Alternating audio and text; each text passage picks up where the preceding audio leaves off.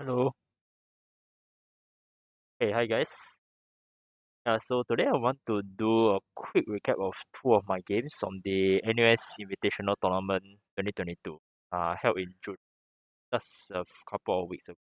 I'm not going to go through all seven of my games because I have no bandwidth. If you want to go and look at the chess results, all this is available, and I put the link inside the YouTube description. So this is the second round. I'm against my opponent is from Ngee Polytechnic TP, I think. Yeah, I have the white pieces here. So it opens. So I go for my favorite Catalan opening. And usually I like to regain the pawn early, but it's always possible to go for compensation. But anyway, let's go on. Yeah, so nothing really big happening out of the opening. Both sides are just helping their so 8-6 is an interesting because really I always in this kind of pawn structures of white always have issues trying to figure out where this dark square bishop goes to right? For example, f4 is very common, but because you push g3, you cannot really drop back. So let's say bishop f4, right? You got to contend with knight to h5, for example. Some people they drop back to d2, some go to e3. It's a bit awkward, but the idea is you are supporting this 5. Some people just leave it there. Yeah. I tried it in a couple of big games. I just play king h1, allow you to take, and I play on this open g file, which can be very useful if let's say black castle queen like. Bishop e3 playable as well, yeah. Or sometimes they try to prepare like e4, bishop e3, and so on. Yeah, but in this game I go for a different setup. I want to try something new, so I go for b3. So b3, of course, the idea is you put the bishop on b2, you put down this open diagonal. So later on e4, then you want to open this up. And b3 also has another purpose. Usually in these Catalan structures, black wants to go here, right? Harass the queen. We go here, right? And b3 takes away some of the squares from black. Yeah, so the knight when it lands here is actually quite restricted. So anyway, b3 play here, and now my opponent goes straight for knight b6. Quite predictable, and honestly, I don't really like this move. Like it looks strong, right? No, you harass the queen, but after that what? Right, I just drop back queen d3, and then if you try to go here, I just go e4 and pretty much winning. I mean, white is better, yeah.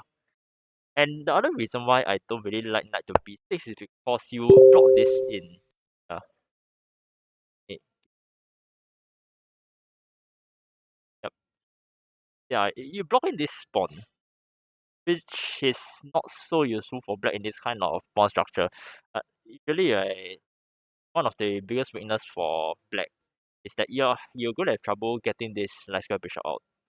Like you want to play b6, but you need to prepare rook b8 to get out of the long diagonal, and then b7, queen c7, and so on. And when you play knight b6, you sort of make it difficult to get this guy out. Maybe you can try e5 but you still need to prepare. Yeah, so you're reducing your options. Like one move that I suggested to my opponent after this is yours queen c7. With the idea is that if bishop f4, you play bishop d6, and then you slowly prepare this maneuver. Yeah, try and fight long diagonal.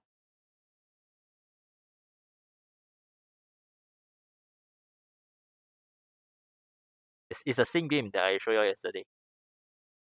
I also like to b6 plate. So queen d5, d5, and I mean I can play e4 here already. Not so fast because I is still quite sleeping and I need to get these guys out. So of course bishop b2. Of course I mean fight, right? Yeah. And bishop f6. Again I don't like this setup by blacks. And later on you'll see why. This square is not good. Black should have been solved just later. Anyway, let's continue. So e4 now. So you see now that my bishop is out, my knight is gonna come out soon. I think I'm ready to play e4. So e4 knight b4, this looks very strong, but the problem is after queen to d, now you realize why bishop f6 knight b4 is not the right way to go. Because I'm hitting you. And I mean, look at this. Doesn't black wish that this bishop is back here? Yeah, supporting this. Now you get to spend tempo trying to move this guy again. And spend tempo moving them. You just look at white development, bishop, the rook, everything is all is at black. King not castled. Uh, this bishop is still sleeping. I'm going to play knight e5 one day, and that's going to block you from opening your bishop up.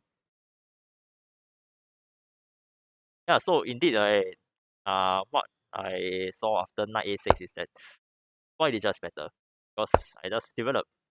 Yeah, then after this, white has many options. Play rook e1, I have the center, I have the everything developed. I can push e5, I can play knight e5, I can even go knight e5 f4, try and attack inside. Anyway, let's go on. So my opponent realized knight a6 is not going to help him. Yeah. So he goes for the most practical try, c5. And honestly, if I am black, I will go for this red decision by black over. Yeah. So of course, the whole idea is you complicate the position. Basically, I can't take. Thanks. Stay on a bit. And obviously, I'm just losing here. A lot of forcing variations, but of course, don't want to get into this. Yeah. But I have a very simple reply. 5. And what I calculated after here is that after bishop, yeah, then I can just try and exchange pieces and make use of. So let's say after bishop e7, white just takes,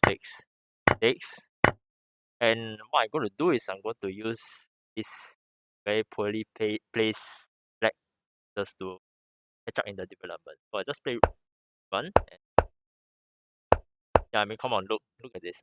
Like white is just better, alright? Yeah, you have this, you have this. After this, then after a long diagonal, good luck ever trying to bring this guy out. Yeah, white is just better. Let's go back. My opponent surprised me by playing bishop g5. I wasn't really expecting this, but I can see why he chose it. Now I gotta be careful of like tricks along this.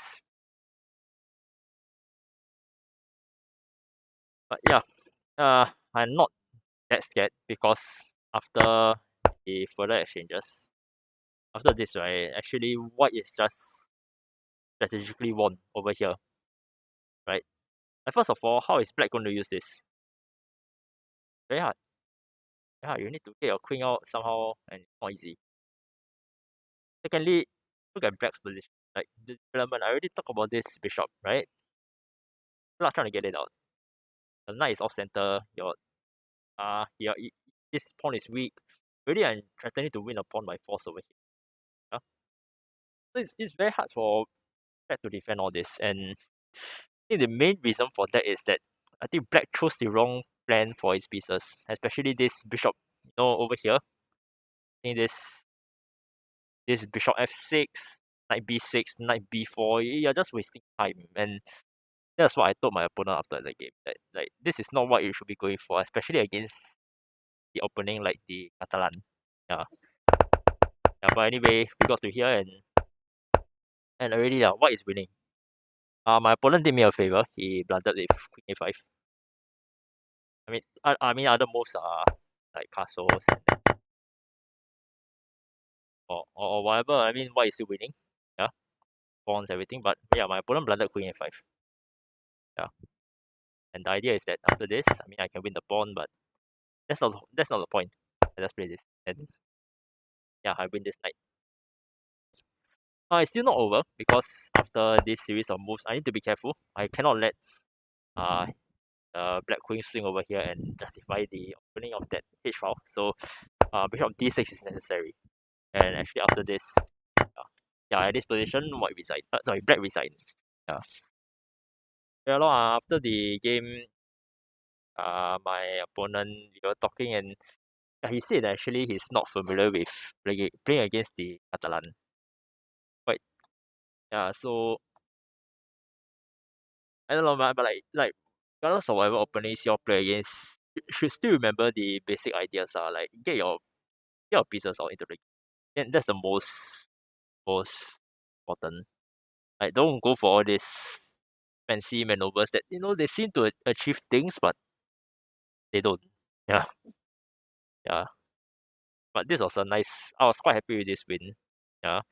So yeah, so that's the first game, and now let's go on to uh, the next game I want to cover is this one game number 6. So let me change the title. Let me see.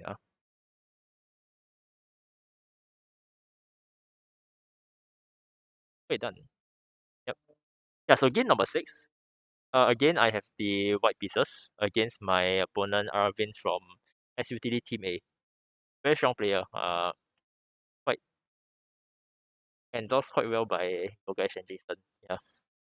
And after this game, I can figure out why lah.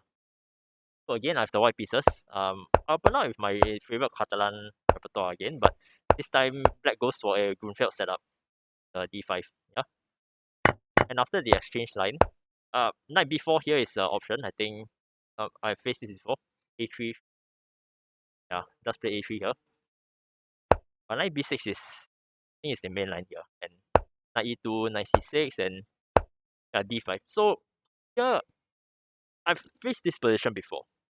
Yeah, and I've tried moves like yeah, but this move is actually not good because on knight c4, and yeah, you get the idea why is there trouble. I mean, I've tried develop pawns and get very messy, but generally I don't find it so nice to play this kind of position. Right? So yeah, now I know that d5 is actually the correct move over here. That's exactly what I played in the game. Yeah. Knight e5 looks good, but I can always chase away with f5. I'm in the mood for it. Yeah. Anyway, castles. So again, very. And I mean, I can play f4 over here. Yeah. And I'm quite sure that after this, e5, I'm just giving up all the space. But this, yeah, I got to be careful of all these tricks here. So it's not like winning for me, and this as well. All these holes, got to be careful. Yeah. By the way, knight c3 played, so just keeping thing quiet, and e6 is a commonly played move in this position. And so here actually in new territory. Uh, I think this is the first time I play into this position in actual tournament play. And yeah, actually the engine suggested that I just go with f4. Again, for a lot of this funny nonsense. The line that's suggested by the engine got this knight, but you open the diagonal for this bishop. So very tricky to play. Yeah, but very fun. Yeah, engine wants f4. Anyway, I didn't play f4. I thought for a while. I went for rook b, which is actually it's an inaccuracy. Yeah. I mean, on paper it makes sense, right? When your opponent has this kind of bishop, this is a common maneuver. And then the idea is you want to protect this point, get out the long diagonal, you push b3 or b4, and then you get your bishop out here. Hence, yeah. But the problem with this is that it allows a very by by black.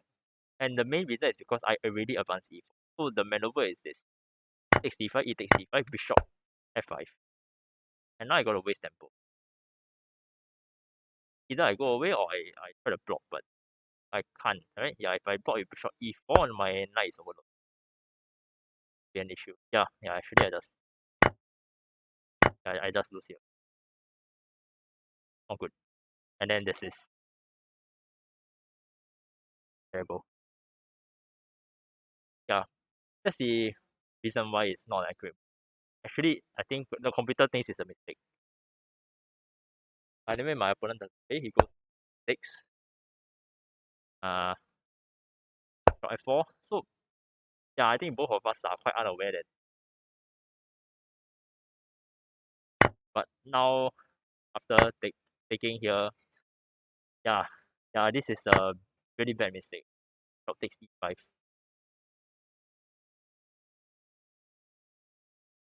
Yeah, I don't know why I played this.